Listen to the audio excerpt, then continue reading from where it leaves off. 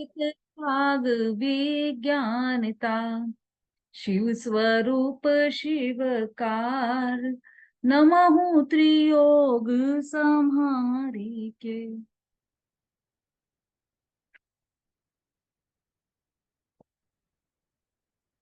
छड़ाला जी ग्रंथ है, पंडित दौलत राम जी कृत ग्रंथ है यह। छठी ढाल, अंतिम ढाल और अंतिम छंद चल रहा है हमारा। छंद नंबर 15, अंतिम सीख, ये हमारी चल चुकी थी। इसको एक बार पढ़कर आगे बढ़ते हैं अपन। इसमें भी पीछे का जो एक पैराग्राफ है लास्ट वाला, वो पढ़कर आगे बढ़ते हैं। Page number 180, 180।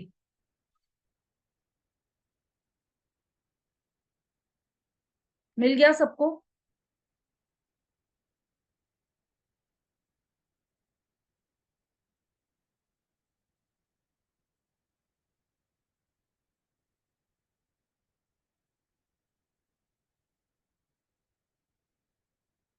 हाँ जी, पेज नंबर 180।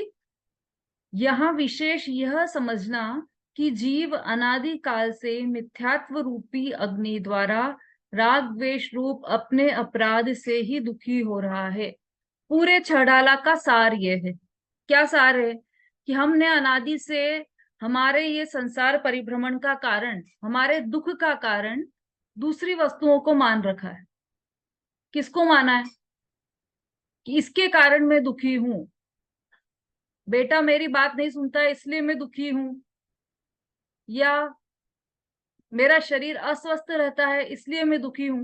तो ये सारे कारण हमने बाहर में खोजे हैं।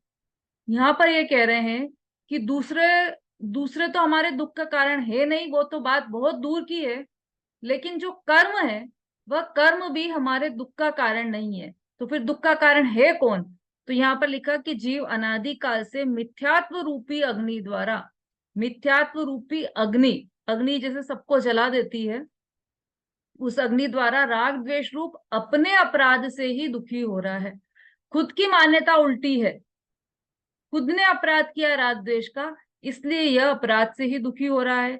इसलिए अपने यथार्थ पुरुषार्थ से ही सुखी हो सकता है।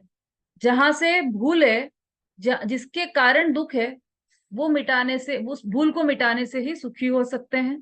ऐसा नियम होने से जड़ कर्म के उदय से या किसी पर के कारण दुखी हो रहा है, अथवा पर के द्वारा जीव को लाभ हानि होते हैं, ऐसा मानना उचित नहीं है। मेरे लाभ का कारण ये है, मेरी दीदी, हानि का कारण ये है, ऐसा मानना उचित नहीं है। समता भाभी? हाँ कहाँ से पढ़ गए दीदी आप? Page number 180। 180।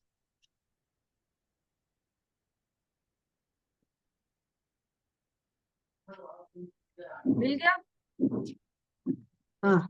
सबसे ऊपर वाला जो पैराग्राफ है, मतलब वो सिर्फ छठी ढाल का ही सार नहीं है, समझ लो आप। पूरी छह डाला का सार क्या है, पूरी छह डाला में पंडित दौलत राम जी क्या कहना चाहते, क्यों लिखी उन्होंने? उनको शौक आ रहा था लिखने का, इसलिए नहीं लिखी उन्होंने। किस लिए लिखी छह डाला? यह बताने के लिए कि जीव अपने ही अपराध से दुखी हो रहा है और अपने ही मिथ्यात्व के कारण राग द्वेष हो रहा है। मिथ्यात्व ये राग द्वेष का कारण क्या है? तो राग द्वेष पर में इष्ट या अनिष्ट बुद्धि, ये राग द्वेष का कारण है। मतलब कोई चीज अच्छी देखकर, अच्छी समझकर उसको चाहना, कोई चीज बुरी समझकर उसको दूर करना चाहना, ये दोनों मतलब इष्ट या अनिष्ट मानना। तो ये किस लिए हुआ इष्ट या अनिष्ट? इष्ट मानकर राग किया और अनिष्ट मानकर द्वेष किया। तो ये दोनों किस कारण से हुए? क्योंकि वस्तु न तो इष्ट है और न अनिष्ट है। तो फिर इसका मतलब हमारी मान्यता में उल्टी मान्यता चल रही थी हमारी, वो मिथ्यात्व था। उस मिथ्यात्व के कारण यह जीव दुखी हो रहा है। तो सुखी कैसे होगा? उस मिथ्यात्व को मिटाने से सुखी होगा। जिसके कारण दुखी हो रहा है, उस कारण को मिटाने से सुखी हो जाएगा। है ना? तो हमने जो पर को सुखी, सुख दुख का कारण मान रखा है, वह बिल्कुल भी नहीं है, ऐसा यहाँ पर बताना चाहते हैं। अब छंद नंबर 16, ग्रंथ रचना का काल और उसमें आधार। इक नव वसु एक वर्ष की, तीज शुक्ल वैशाख, कर्यो तत्व उपदेश यह, लखि बुध जन की भाख। लघुधी तथा प्रमादिते, शब्द अर्थ की भूल। सुधी सुधार पढ़ो सदा, जो पावो भवकूल। इसमें बताएंगे ग्रंथ रचना का काल क्या है, मतलब समय क्या है, किस समय इस ग्रंथ की रचना हुई, और किसके आधार से। पंडित दौलतराम जी ने अपने मन से ही यह छड़ाला नहीं लिखी है, किसी और वस्तु के आधार से लिखी, वह कौन किसके आधार से लिखी है वह भी यहाँ पर बताएंगे। देखिए, इक नव वसु इक वर्ष की। अब इसमें उल्टा चलिए, एक वसु 8 है ना, फिर 9 9 और फिर 1 1891 नीचे लिखा हुआ है, इसमें आपको उल्टा चलना है। एक वर्ष की है ना, तो वहां से लो, एक वसु मतलब 8, फिर 9 मतलब 9, और फिर इक मतलब 1। तो इक नव वसु इक वर्ष की मतलब 1981 है ना। एक वर्ष की तीज शुक्ल वैशाख, तीज थी और शुक्ल वैशाख थी। करियो तत्व उपदेश यह उस दिन मतलब लिखा गया है, यह उपदेश। लखी बुध जन की भाग, मतलब लखी मतलब देखकर, बुध जन की, जो बुध जन हुए हैं उनकी भाग, उनकी छड़ाला को देखकर यह तत्व उपदेश किया है। लघु धी मतलब छोटी, धी मतलब बुद्धि, तथा प्रमादते या फिर प्रमाद के कारण, शब्द अर्थ की यदि कोई भूल हुई हो तो सुधी सुधार उसको, जो सुधी जन है, जो ज्ञानी जन है, वह उसे सुधार कर पढ़ो। मतलब जो ज्ञानी जन है उसे सुधार पढ़ो सदा, जो पाओ भवकुल, जो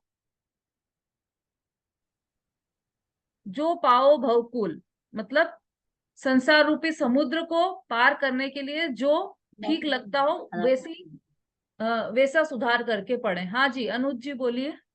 अब मैं दीदी कह रहा हूँ, जी जजनन, इसमें लिखी हुई है एक एक नव वर्ष एक वर्ष की, तो ये हाँ विधि 1891 होगा ना, हाँ, 1981 थोड़ी ना 1891 होगा। है ना, आपने 1981 बोला ना। 1891 91। ये उसमें बोला ना, उल्टा हाँ चलना है अपने को। एक वर्ष की मतलब एक लेना उसमें से, फिर वसु 18, फिर 9 900 मतलब 9 और 1 ऐसा लेना है। ठीक है। 1891 ये आएगा उसका। आपने बोला 1981 बोला। हाँ, गलती से निकल गया होगा वो। इसमें इसमें जो अर्थ है वो, हाँ ममता जी रिकॉर्डिंग चल रही है। चलिए, तो अब इसका शब्दार्थ हो देख लिया हमने, भावार्थ पढ़ लेते हैं। पंडित बुद्धजन कृत छह ढाला के कथन का आधार लेकर मैंने अर्थात दौलत राम जी ने विक्रम संवत 1891 वैशाख शुक्ला 3 अर्थात अक्षय तृतीया के दिन इस छहडाला ग्रंथ की रचना की है। गुज्जन जी की जो छड़ाला है उसके आधार से इस छड़ाला की रचना हुई है। मेरी अल्प बुद्धि तथा प्रमादवश उसमें कहीं शब्द की व अर्थ की भूल रह गई हो तो बुद्धिमान उसे सुधार कर पढ़ें, ताकि जीव संसार समुद्र को पार करने में शक्तिमान हो। है ना, ज्ञानी जनों की विशेषता रहती, उतने ही विनम्र रहते हैं। ऐसा नहीं कि बस मैंने लिख दिया तो ये बिल्कुल सही लिखा है मैंने, ऐसा डिटेक्टरशिप नहीं चलाते ज्ञान। वो बोलते हैं कि ये हो सकता है कि मेरे मेरे लिखने में कुछ शब्द की भूल हो गई हो, कुछ अर्थ की भूल हो गई, जैसे अभी भूल हो गई थी ना, 1891 लिख दिया तो तुरंत कि हाँ भाई गलती से हो गया होगा, हो सकता है शब्द निकल गए हो ऐसे कि 1981 बोल दिया हो गलती से, ऐसा हो सकता है। तो ऐसे ही यहाँ पर दौलत राम जी कह रहे हैं कि गलती से यदि कोई शब्द या अर्थ की कुछ भूल हो गई हो तो उसको आप सभी सुधार कर, सुधी जो विवेकी जन है वो उसको सुधार कर पढ़ें।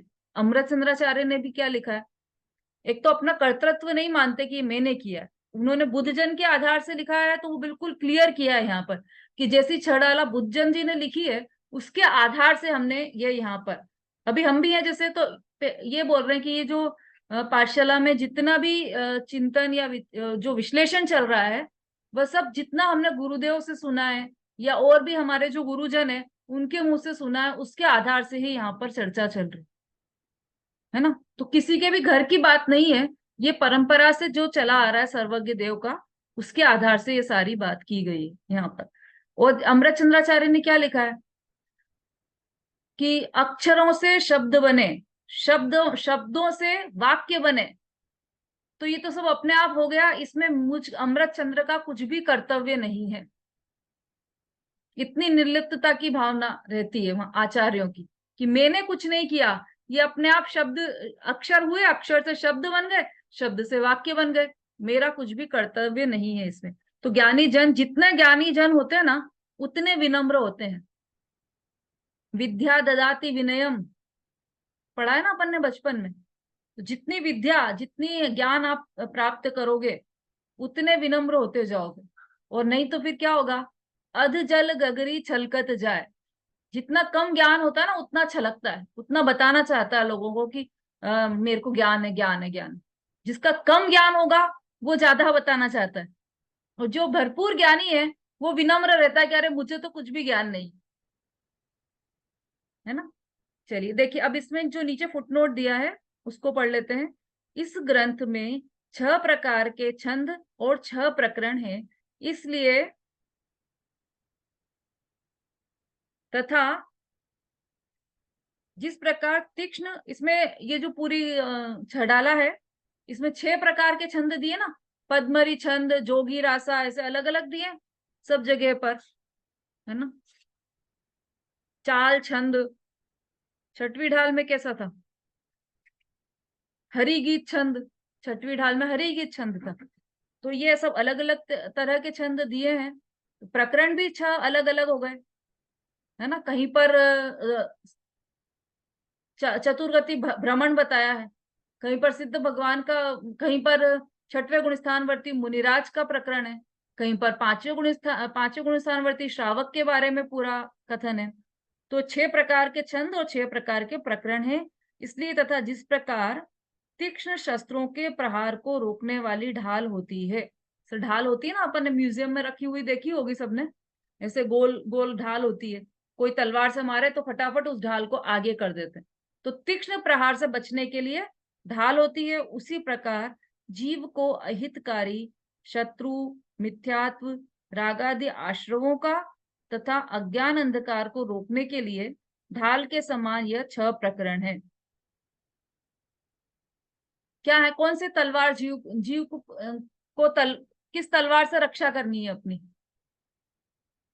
लोहे की, सोने की, चांदी की, किस तलवार से रक्षा करनी है जीव को अपनी।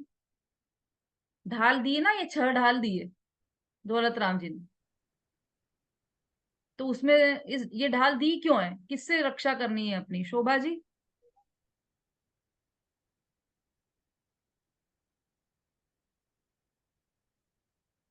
शोभा जी हैंड रेस किया है आपने।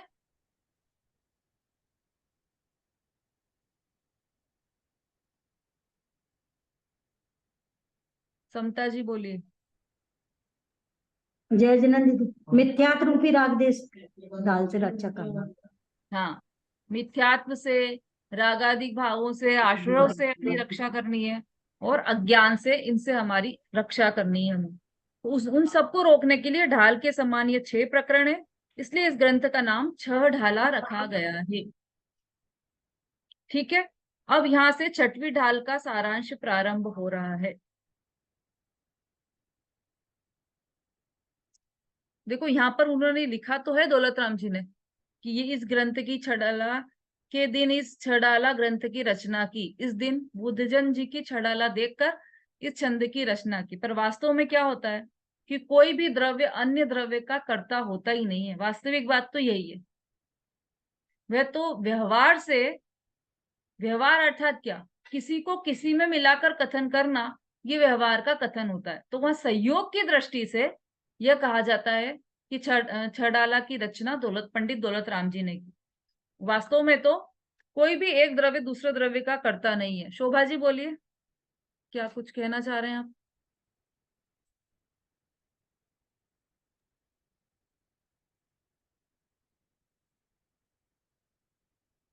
आवाज नहीं आ रही आपकी।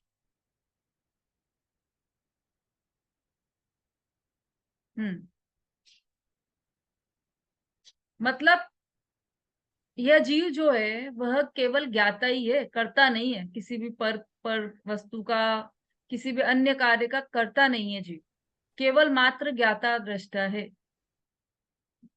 जैसे गुरुदेव तो उदाहरण देते थे कि जैसे अपना पुत्र हो, 5 लड़के खड़े हो, उसमें अपना भी पुत्र हो, तो जैसे उन 5 लड़कों को क्या किया, देखा जाना, ऐसे ही अपने पुत्र को भी बस देखा और जाना ही है, उसका कुछ कर नहीं सकते अपन। जैसे अन्य बच्चों का कुछ नहीं कर सकते, ऐसे अपने पुत्र का भी कुछ नहीं कर सकते। उनको जैसे उनको देखा जाना है, वैसा ही अपने पुत्र को भी देखा जाना, क्योंकि पर पदार्थ का कुछ कर ही नहीं सकते, कुछ करता ही नहीं है। पर क्या किया हमने कि मान्यता में ये रखा है कि मैं तो कुछ कर सकता हूं। जिस पदार्थ को इष्ट माने तो उसमें अच्छा करना चाहता है, जिसको अनिष्ट माने उसे दूर भगाना चाहता है। पर वास्तव में दोनों, और इसीलिए राग द्वेष हो जाते हैं। पर जो जीव है वह तो रागी द्वेषी है नहीं, वह तो ज्ञाता दृष्टा है, वह दोनों को जानने वाला है।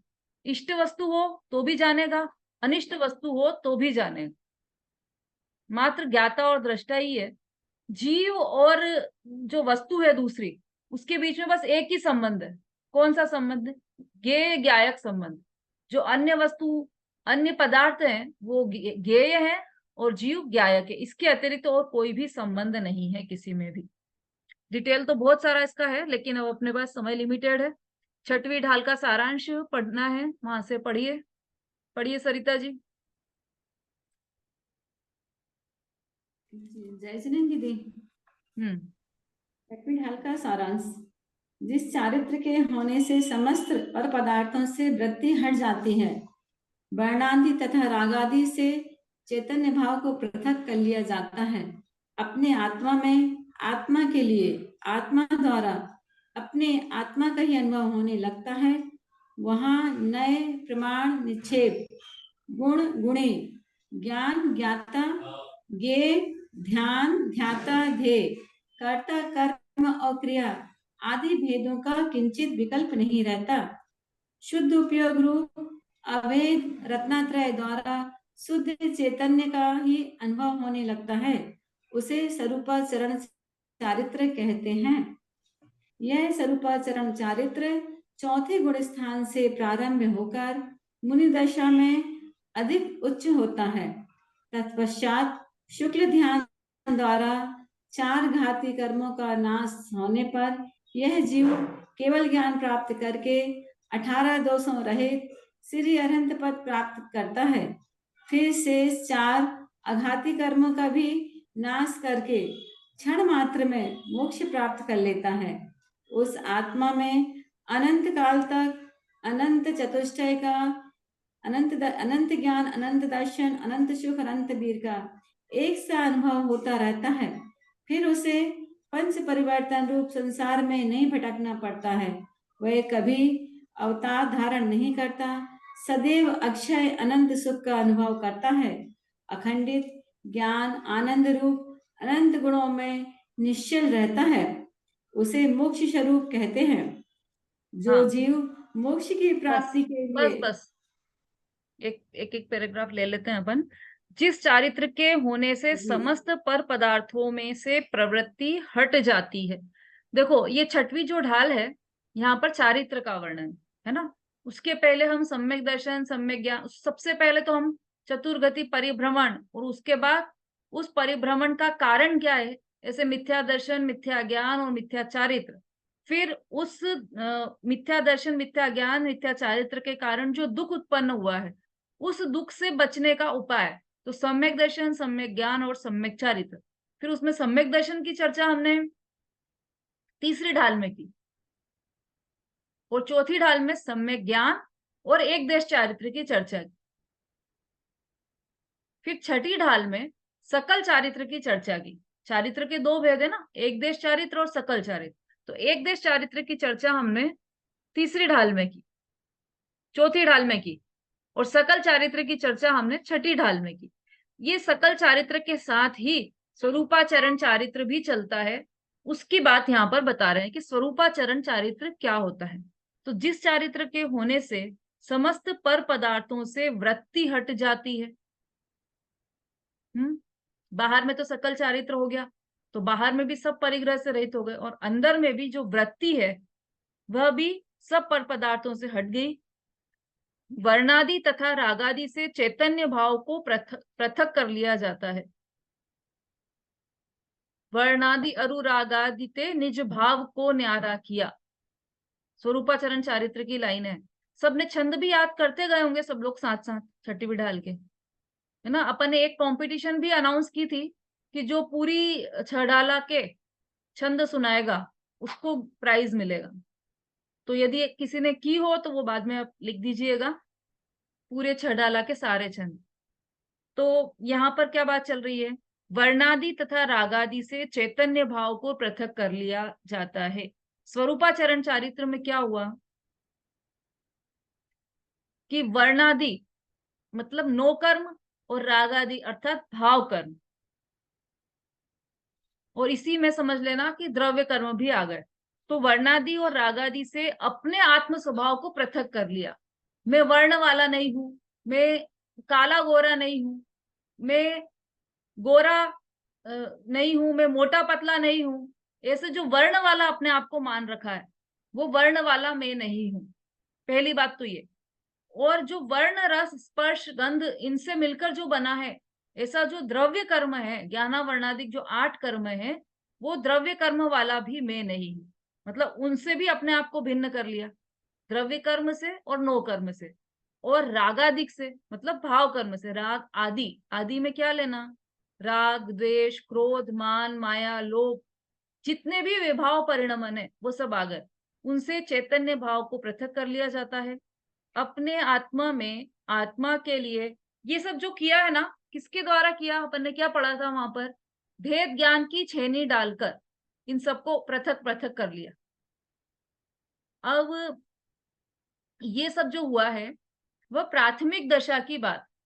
सर्वप्रथम स्वरूपाचरण चारित्र में सर्वप्रथम ऐसे अपने आप को अलग किया, और क्या किया, अपने आत्मा में आत्मा के लिए आत्मा द्वारा अपने आत्मा का ही अनुभव होने लगता है। महान नए प्रमाण निक्षेप गुण गुणी ज्ञान ज्ञाता ज्ञेय ध्यान ध्याता ध्येय कर्ता कर्म और क्रिया आदि भेदों का किंचित विकल्प नहीं रहता। किसी भी प्रकार का कोई भी विकल्प नहीं रहता, निर्विकल्प अनुभव होता है वहां। शोभा जी आवाज आ रही है? कौन से विकल्प नहीं रहते वहां पर? देखो यहाँ पे ऐसे तो किसी भी प्रकार का कोई भी विकल्प नहीं रहता, लेकिन फिर भी हम ऐसा सोचे कि अब अंदर के तो विकल्प रहते होंगे, तो अंदर वाले विकल्प भी वहां नहीं रहते, बाहर के तो नहीं होते। ये मेरी स्त्री, ये मेरा पुत्र, ये तो विकल्प कब से ही छूट गए। ये मेरा शरीर, ये विकल्प भी छूट गया। ये जो मुझे राग उत्पन्न हो रहा है वह राग वाला मैं हूं, यह विकल्प भी छूट गया। अब क्या बचा विकल्प? अब नए प्रमाण निक्षेप, ये विकल्प बच गया कि मैं शुद्ध नए से, मैं शुद्ध त्रिकाली ध्रुव वस्तु हूं, और अशुद्ध नए से मैं संसारी जीव हूं। ऐसा विकल्प नहीं रह गया। प्रमाण का विकल्प नहीं रह गया कि ये पूरी वस्तु, इसमें अनंत गुण है, ज्ञान दर्शन सुख वीर प्रभुत्व विभुत्व सर्वदर्शित्व सर्वज्ञत्व सच्छत्व प्रकाशत्व शक्ति, ऐसी अनंत शक्तियों का स्वामी हूं मैं। तो ऐसे अलग अलग पूरी उनका विकल्प नहीं रह गया, निक्षेप का विकल्प नहीं रह गया, गुण गुणी का विकल्प नहीं रह गया कि मैं, ये ज्ञान तो मेरा गुण है और मैं ऐसे ज्ञान जैसे अनंत गुणों को धारण करने वाला मैं गुणी हूं, ऐसा विकल्प भी नहीं रह गया। ज्ञान ज्ञाता ज्ञेय का भी विकल्प नहीं रह गया। ज्ञान मतलब जो मैं ज्ञान से जान रहा हूं, जो ज्ञान जान रहा है वो, ज्ञाता मतलब मैं जानने वाला, और ज्ञेय जो जानने में आ रही है वस्तुएं वो ज्ञेय, ऐसा विकल्प भी वहां नहीं रह गया। ध्यान ध्याता ध्येय का विकल्प भी नहीं रह गया। जो ध्यान कर रहे हैं हम, जिसका जिसका ध्यान कर रहे हैं वो तो हो गया ध्येय, जो ध्यान कर रहा है वो हो गया ध्याता, और जो ध्यान चल रहा है वो है ध्यान। तो ध्यान ध्याता ध्येय इनका विकल्प भी नहीं रह गया। कर्ता कर्म और क्रिया इसका भी विकल्प नहीं रह गया। आदि भेदों का किंचित मात्र भी विकल्प नहीं रहता। इसके लिए अपन ने उदाहरण लिए थे 2। एक तो ठंडाई का, कि जब ठंडाई पी रहे हैं तब उसमें विकल्प नहीं रहता कि इसमें इलायची भी है, इसमें काली मिर्च भी है, इसमें शक्कर भी है, इसमें मिश्री भी है, इसमें बादाम भी है, ऐसे इतनी सारी चीजें, उनका विकल्प नहीं रहता। जब ठंडाई पी रहे हैं तो एकमात्र उसको पीने का आनंद का अनुभव करते हैं, है ना। उस समय ये विकल्प नहीं रखता, अरे ये बादाम तो हम वहां से लाए थे और उसमें से ये डाली है, ये वाली, ये कुछ भी विकल्प नहीं रहता। जब पी रहा है ठंडाई तो मात्र उसका आनंद ही आनंद अनुभव कर रहा है। ऐसे ही जब स्वर्ण आभूषण खरीदने जाते हैं तब खूब सारे विकल्प होते हैं। मान लो एक चूड़ी खरीदी, कंगन खरीदा, तो उसमें क्या कि यह कितने तोले का है, इसकी मेकिंग कैसी है, इसका इसका इसकी चमक कैसी है, इसमें कितने % गोल्ड है, कुछ विकल्प नहीं रहता। कब? जब उस कंगन को पहनकर बाहर निकले तब कोई विकल्प नहीं रहता। तो ऐसे ही आत्मानुभूति या स्वरूपाचरण चारित्र के समय किसी भी प्रकार का कोई भी विकल्प नहीं रहता। यहां तक कि ये विकल्प भी नहीं रहता कि ये मैं अनुभव करने वाला हूं और मैं आत्मा का अनुभव कर रहा हूं, ऐसा भी विकल्प नहीं रहता। कोई किसी भी तरह का कोई भी विकल्प नहीं रहता। ऐसा निर्विकल्प स्वरूपाचरण चारित्र होता है। यह स्वरूपाचरण चारित्र चौथे गुण स्थान से प्रारंभ होकर मुनि दशा में अधिक उच्च होता है। देखो यहाँ पर स्पष्ट कर दिया ताकि किसी भी प्रकार की कोई शंका नहीं रह जाए। समझ में आ रहा है सबको? कठिन तो नहीं हो रहा या जल्दी तो नहीं हो रहा है? यदि आपको थोड़ा ज्यादा जल्दी लग रहा हो तो आप बोल दीजिएगा, थोड़ा और स्लो करने की कोशिश करेंगे। और कठिन लग रहा हो तो भी बोल दीजिएगा ताकि उसको और सरल करने की कोशिश करेंगे। शोभा जी, आपकी आवाज नहीं आ रही है, आपको माइक अपना ठीक करना पड़ेगा। बाकी सबको समझ में आ रहा है ना? बढ़े आगे। शालिनी जी, भारती जी, सरोज जी।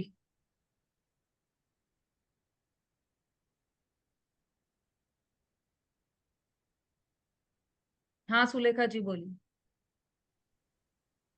हाँ जय जैन दीदी, गुणगुणी और ध्यान दाता दे, ये दोबारा समझा दो, ये नहीं हाँ आया समझ में। ठीक है। वीना जी।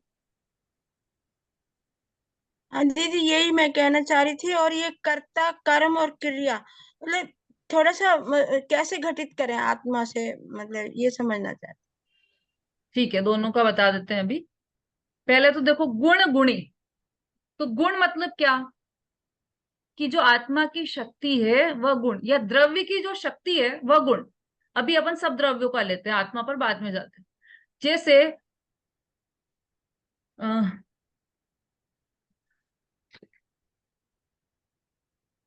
जैसे यह एक वस्तु है ना, ये स्क्वायर वस्तु है। अब इस वस्तु में अनंत गुण है, अनंत गुण है इसमें भी। पुद्गल द्रव्य है तो ये पुद्गल द्रव्य में भी अनंत गुण है। अब इसको हम एक द्रव्य, वैसे तो ये अनंत द्रव्य है, इसमें अनंत पुद्गल परमाणु आ गए ना इसमें, लेकिन हम इसको उदाहरण के लिए एक द्रव्य मानते हैं, एक पुद्गल परमाणु इसको मानते हैं। तो इस द्रव्य में अनंत गुण है। अब इस अनंत गुणों में सफेद पना इसका एक गुण है ना, स्क्वायर पना इसका एक गुण है, ठीक है, चिकना पना इसका एक गुण है। ऐसे स्पर्श रस गंध वर्ण सबके अलग अलग, इसको टेस्ट कर लो तो इसका मान लो ये मिश्री का टुकड़ा है तो मीठापन इसका गुण है, ठीक है। तो ऐसे अनंत गुण है, अनंत गुण। अस्तित्व है ना, हे पना है उसका, वस्तुत्व, अस्तित्व, वस्तुत्व, द्रव्य, 6 तो सामान्य गुण है जो सभी, मतलब 6 कहे जाते हैं। तो 6 जो सामान्य गुण है वो तो सभी द्रव्यों में है। अस्तित्व, वस्तुत्व, द्रव्यत्व, प्रमेयत्व, अगुरु लघुत्व, प्रदेशत्व और अस्तित्व, वस्तुत्व, द्रव्यत्व, प्रमेयत्व, अगुरु लघुत्व और प्रदेशत्व, ये 6 गुण। तो अस्तित्व के कारण वस्तु है, उसका है पना है, वो टिका रहता है, मतलब इसको आप जला भी दोगे तो राख के रूप में रहेगा, वस्तु का कभी भी नाश नहीं होगा। तो ये अस्तित्व गुण है। ऐसे सभी गुण, अनंत गुण समझ लेना। अभी अपन एक एक गुण को तो डिटेल करेंगे नहीं, अब इसके माध्यम से आप समझ लेना कि अनंत गुण एक वस्तु में है। अब इसमें अनंत गुण है तो ये गुण को धारण करने वाला ये परमाणु हुआ, पुद्गल परमाणु, गुण को, अनंत गुणों को धारण करने वाला पुद्गल परमाणु। तो ये गुण है और ये गुणी है। जो ये सफेदीपना है वो उसका गुण है, और जो ये जो परमाणु है वह गुणी है, मतलब गुण को धारण करने वाला गुणी। ऐसे ही आत्मा में लगाओगे तो ज्ञान, दर्शन, सुख, वीर, ऐसे अनंत गुण है। तो इन अनंत गुणों को, ये गुण है, और इन गुणों को धारण करने वाला जीव, चैतन्य, द्रव्य, वो जीव द्रव्य, वो गुणी है। तो ये हुआ गुण और गुणी। दूसरा, ध्यान, ध्याता, ध्येय। तो ध्यान करने वाला है ना, ध्याता कौन और ध्येय कौन? मतलब ध्यान करना तो ये कर्म हो गया, और ध्यान मतलब ध्याता, वो ध्यान को करने वाला ध्याता हो गया, और ध्येय, जिसका ध्यान कर रहा है वो ध्येय। जैसे कोई व्यक्ति स्टेज पर परफॉर्म कर रहा है, कोई नृत्यांगना स्टेज पर नृत्य कर रही है ना। देखो ये अंतिम छंद है, और अंतिम बार इसका रिवीजन हो रहा है, थोड़ा ध्यान से उपयोग लगाकर सुनना।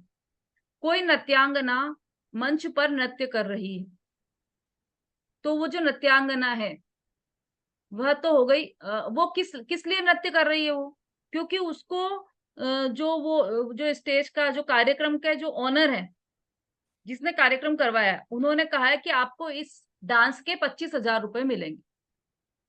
तो ठीक है, उसने बोला 25,000 तो बहुत अच्छी रकम है, तो मैं तो डांस करूंगी। तो अब उसका ध्येय क्या है? उस नृत्य को करने का ध्येय क्या है उसे, कि वो 25,000 रुपए जो मनी है वह उसका ध्येय हो गई। ठीक है, और जो वो नृत्य कर रही है वो हो गया ध्यान, और ध्याता कौन है? कि जो वो नृत्यांगना है वो हो गई ध्याता। ठीक, अब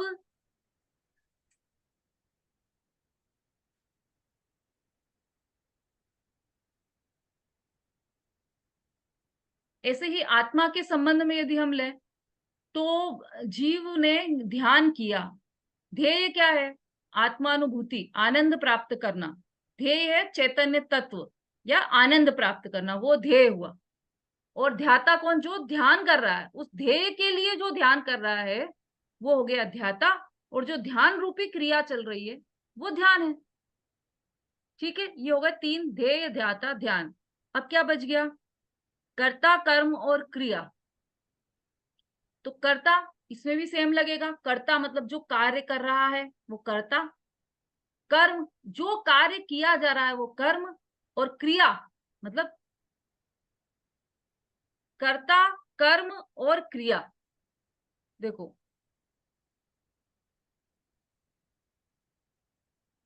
जैसे रोटी बनी है ना, तो रोटी किसने बनाई? तो बाई ने रोटी बनाई, तो बाई तो हो गई कर्ता।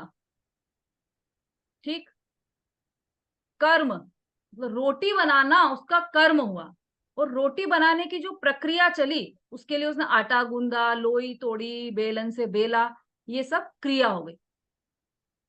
कर्ता, कर्म और क्रिया, तीनों आ रहा है समझ में? है ना। अब ये रोटी तो अपना रोज का काम है, इससे ज्यादा सरल उदाहरण और कहाँ से लाएंगे? बीना जी।